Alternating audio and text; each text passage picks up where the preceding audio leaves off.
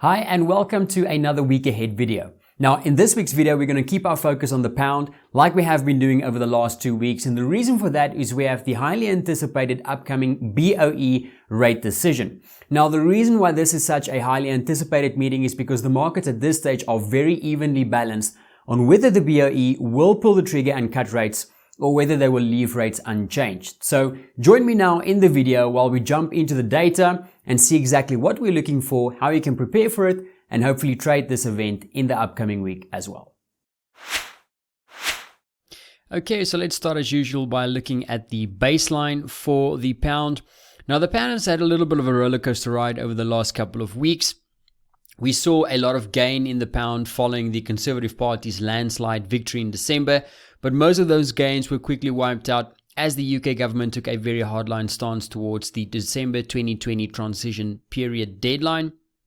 Now after that, the bias for the pound was further tilted to the downside 3 weeks back when various members of the BoE such as Governor Carney, Tenrero, Vliga as well as Saunders all confirming that the MPC is currently debating the effectiveness of possible easier monetary policy, which includes rate cuts. Now some of the members such as Tenrero and Vliga also explained that they are open to voting for a rate cut if the incoming data for things like growth, labour market as well as survey-based indicators continue to decelerate to the downside. Now this came after the UK saw a string of negative economic data as well as negative sentiment data for the past couple of months, and the most recent retail sales as well as monthly GDP and CPI numbers all surprised significantly to the downside, which initially caused the market to price in a 72% chance of a rate cut at the start of this week. Now, this quickly changed with some data that we had coming out this week. First up, we had much better than expected jobs as well as wage data, which basically pushed back the rate cut probabilities to 60% from 72% when we started the week. What's important about that is we had MPC members like Tenrero specifically mention the labour market as key concerns for them. So this recent jobs report should have eased some of those type of concerns. Now, after the jobs report, we also had the January CBI Manufacturing Business Sentiment Survey, which basically pushed back rate cut expectations further to just below 50%, coming in at 49%. Now, the survey marked a significant turnaround in business optimism, which basically came in after the general election, with the business sentiment gauge, which is the important one among the CBI manufacturing gauges. That one rose to plus 23 from a negative 44 count back in October, which came in at a 5-year high as well.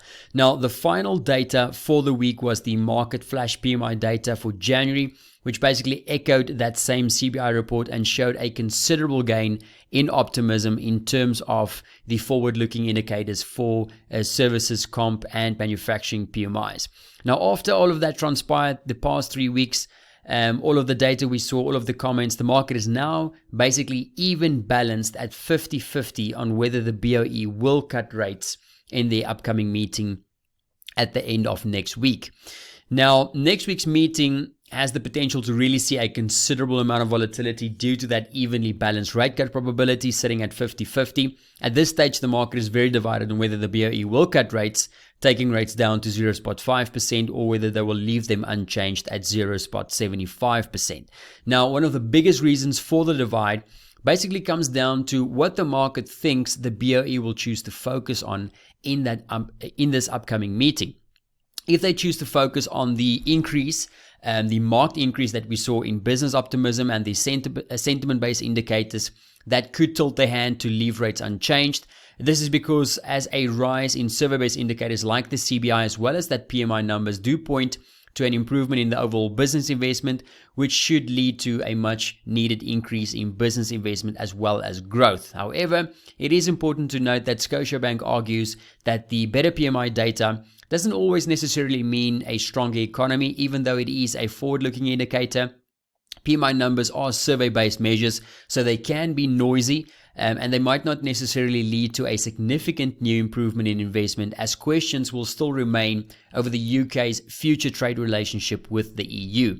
Now, even though PMI numbers did improve, the questions regarding transmission effects of the positive sentiment in the midst of the ongoing UK and EU negotiations might cause the BoEs to still cut rates as a means of ensuring a softer landing. Now, one important point that markets has not paid a lot of attention to, which is quite surprising in the last 2 weeks, is the continuation in the recent downtrend in UK CPI.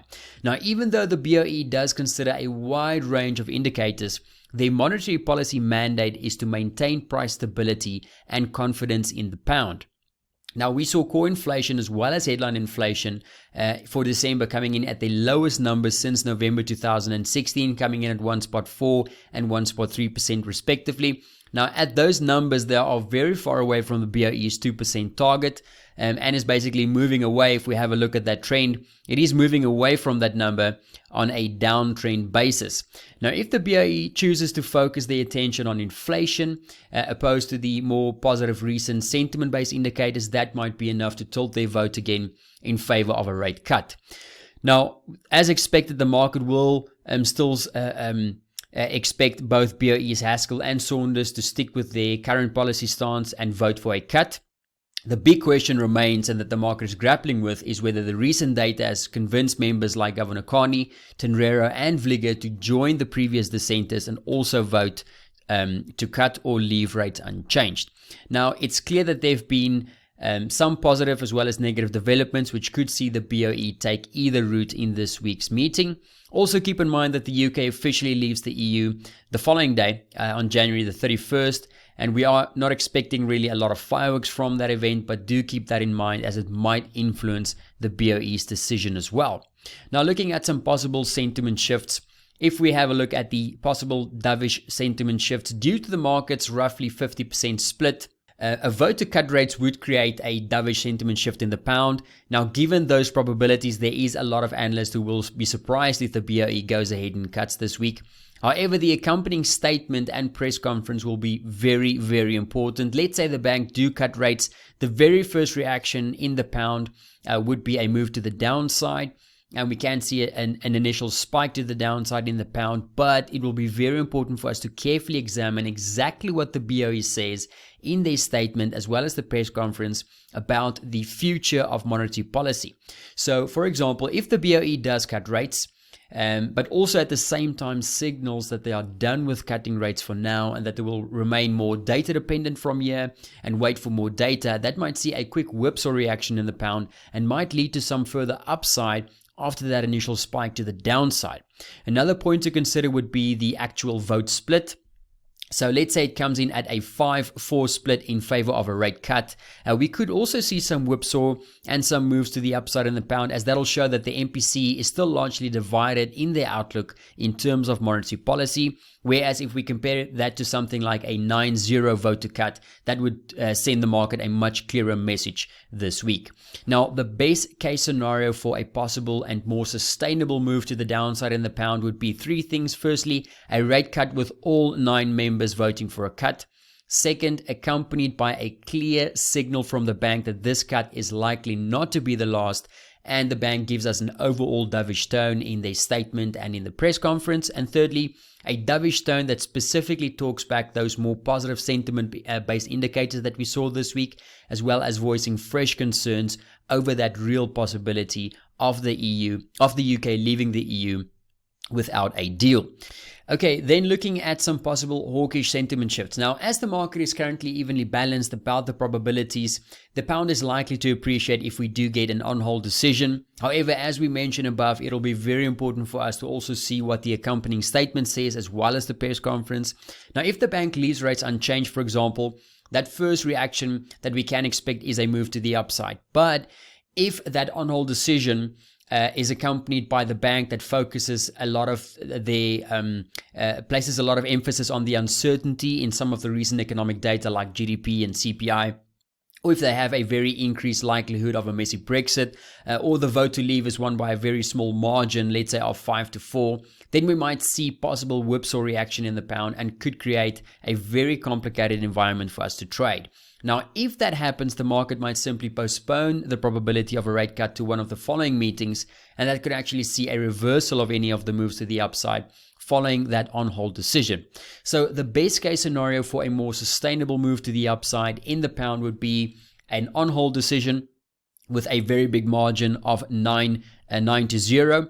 Remember that Saunders and Haskell voted for a cut in 2019. So if they don't follow through with that same dovish policy stance and they change their minds to stay on hold, that would be a very, very big positive sign. A less positive sign would be simply a 7-2 margin, with them remaining the 2 dissenters and the other members voting for an on-hold decision. That'll obviously be a more positive one, but the most positive one, the best case scenario, would be a 9-0 margin.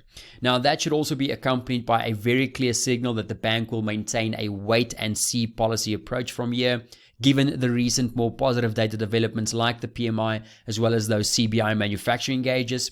And then also that should be accompanied by an overall hawkish tone, basically talking up those recent positive sentiment-based indicators and also voicing confidence that it will have a positive transmission effects for things like business investment as well as growth in the economy. And number 4, if they talk back the possibility of a messy Brexit, or basically just talks back the impact that the fallout of the UK leaving the EU without a deal might have on the overall economy.